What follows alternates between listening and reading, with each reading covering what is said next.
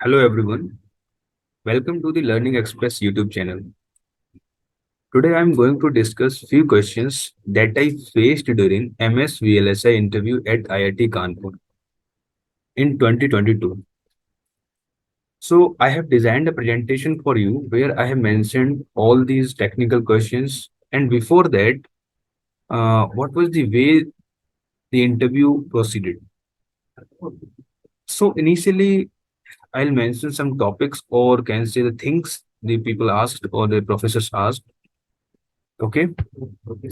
So section, or can say in this section, introduce yourself, and after that the subject knowledge, then BTech project, and finally the technical questions. So in introduction part, this is a very basic question. That's introduce yourself. So I'm not going to discuss this thing in detail.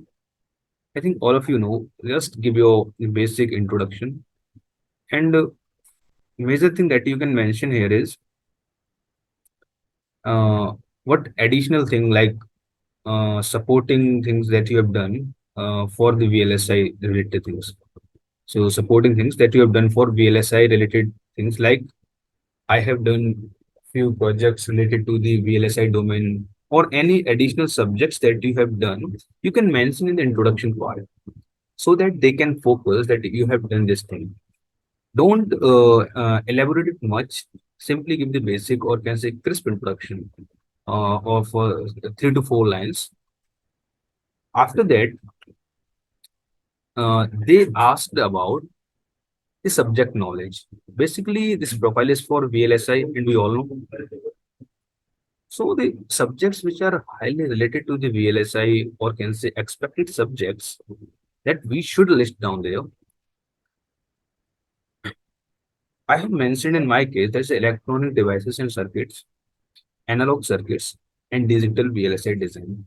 So we all do these courses when we are appearing for any VLSI profile. We should list down these.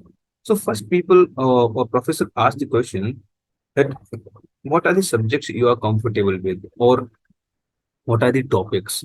This time, if they ask these subjects, they may also ask to list down the topics where you are comfortable with. So these are the subjects I listed down, and after that, they started with the subjects only. Electronic devices and circuits. It's a very important subject.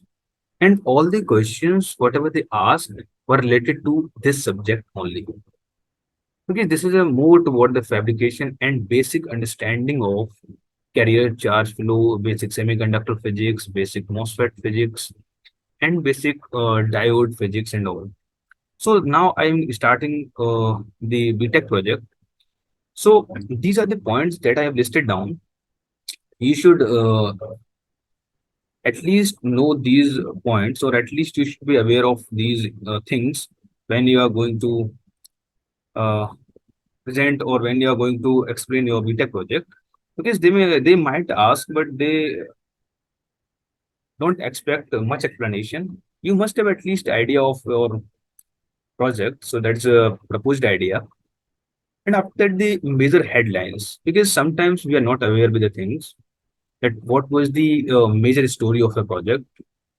So we should be aware of major headlines. Then important thing is tools and technology. In tools and technology, you can list down. In my case, I have used uh, Verilog. So Xilinx Vivado was the tool, and Xilinx Vivado was the tool. And you can also list down whatever you have used, like Cadence, Virtuoso, and all. Then learning outcome of the project. And most important thing is they might ask about the value addition, how your project adds values to the practical world, and what are the future perspective. So you should be clear with these few points. Those I have listed down. They may ask in detail also, but you should at least prepare with the BTech projects on the basis of these points. So after that, now come to the technical question. This is the major and important part. So now I'm starting with the first question. So the first question was from simply NMOS, basic question, basic semiconductor physics. Okay. So, yeah. So, this question was in an NMOS, if the threshold voltage is varying from 1 volt to 1.5 volt, what type of charge is available in oxide region? So, I think this concept is clear with all people. All the people are clear with this concept. We learn this thing when we study the MOS physics. When we study the MOS physics, we know this channel formation enhancement type MOSFET. This channel formation occurs when we apply the potential at this gate. When we apply the potential at gate, this channel formation occurs. So after particular potential at the gate, this channel start to form. But in addition, I can say this channel may form sometime before or sometime after, depending on what kind of charges are available inside this particular gate oxide. So charge is trapped. So it depends on charges trapped inside the oxide region. So this is the very basic concept we all we studied during the preparation of the gate exam. So you have to prepare with this thing that what type of the charge. I'm not going to explain the questions exactly. I'm not going to provide you the solution, but I'm going to give you the idea that these are the questions and these are the basic concepts behind these questions.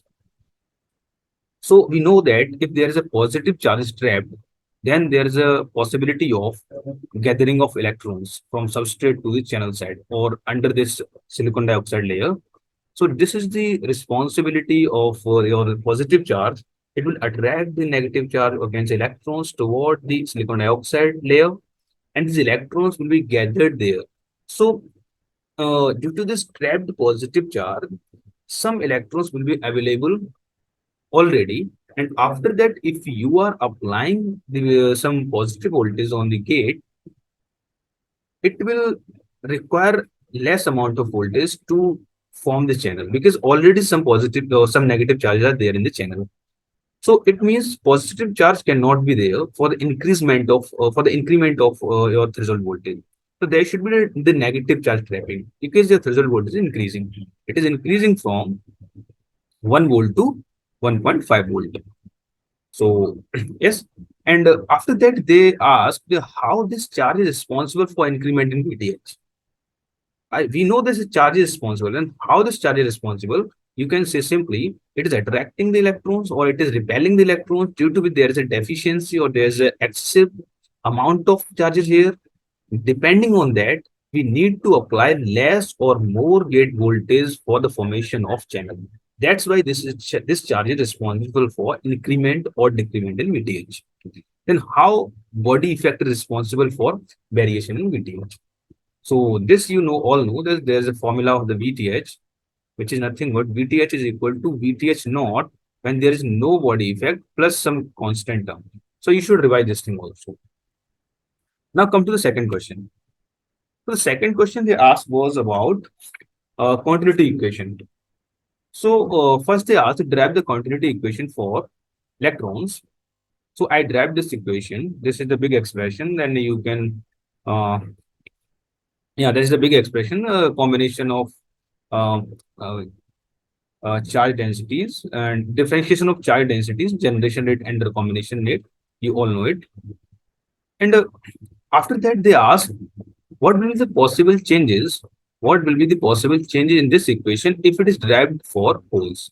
So for the electrons, the one term that comes is a mu n, q mu n e dn by dx plus q mu n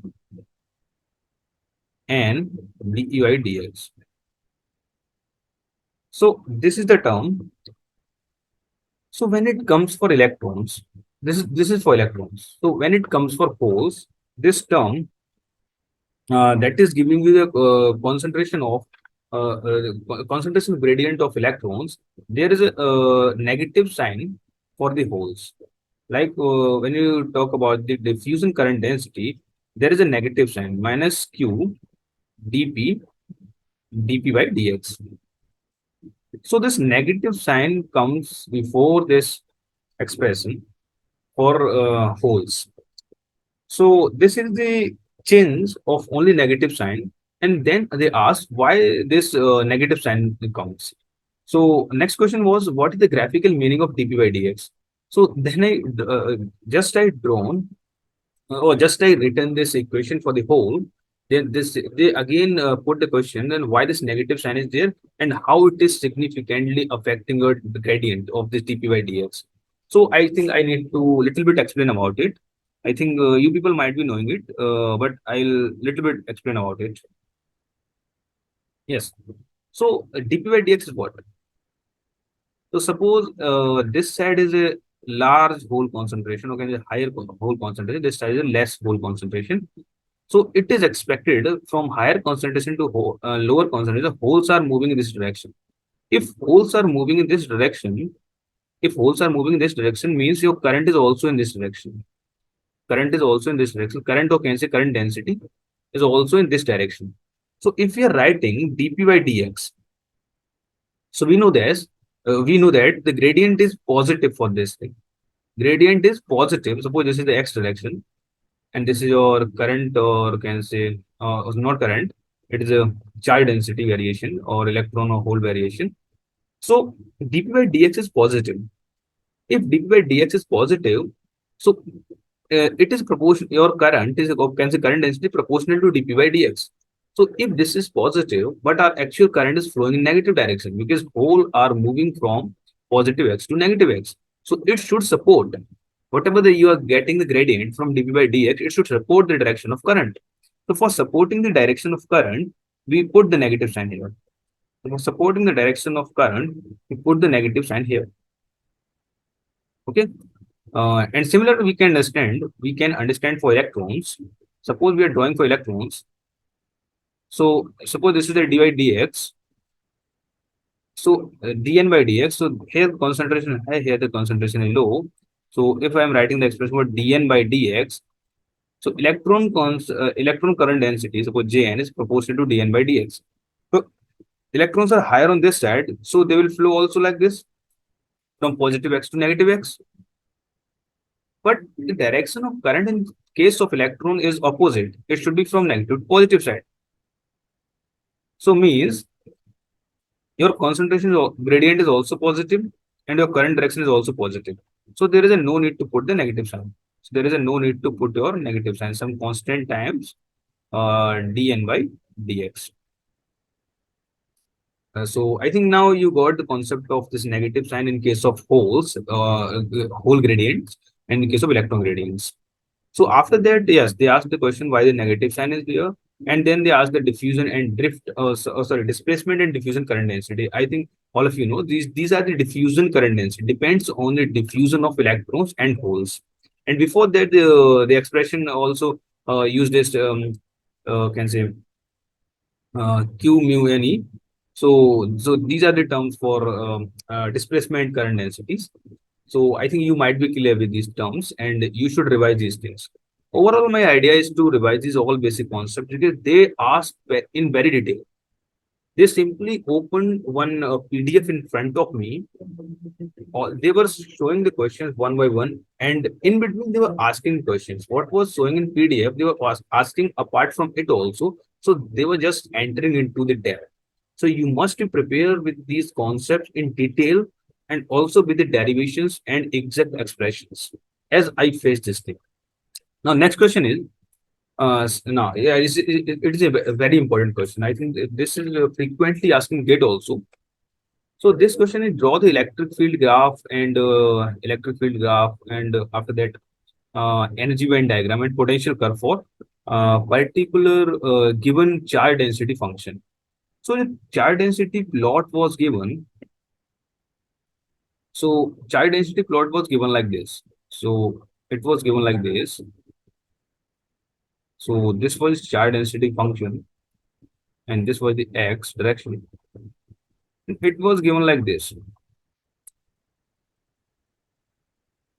So we usually see in case of diode, we usually see this thing. It is charge density is simply like this. This is your minus QNA, and this is your plus QND. And from it we can find the maximum electric field like this, potential like something like this. So we can find like this. But for these all graphical plots, we need the Poisson equation. We need the Poisson equation. Poisson equations and this. So for this particular charge profile, for this particular charge, this for Q and D and this for minus Q and A. So for this particular charge profile, if you want to draw the all electric field and all electric field potential and energy band diagram, and how the energy band diagram is bending, and what the meaning of this bending of energy band diagram. So we need to think about these things. So like this is if this is electric field, then what will the potential curve, and accordingly what will the energy band diagram. So you have to think over these concepts.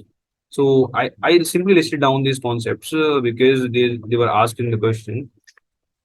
So this question was simply shown on a PDF, and after that they asked draw the electric field potential, sorry, electric field plot, and after the potential plot, and also energy band diagram,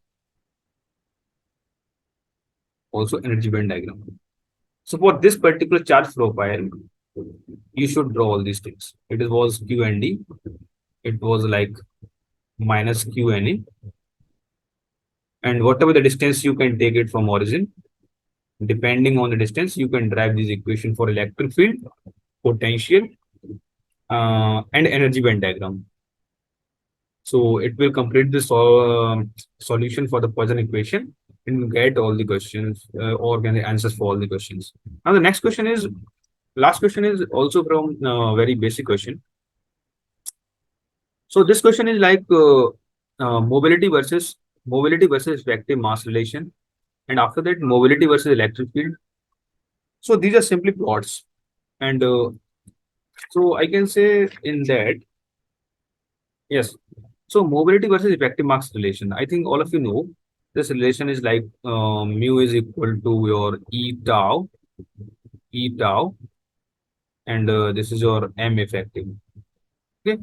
So they simply asked this relation, and I was not able to answer this question at that time, but I took only 1 minute. When I took the 1 minute, I simply used some kind of force balancing equation, Q equal to ma, and this acceleration I replaced it by m vd by tau. And accordingly, when I proceeded, and this vd is nothing but mu equal to vd by e. So when I solved this equation completely, I got this relation mu equal to tau e tau by mass.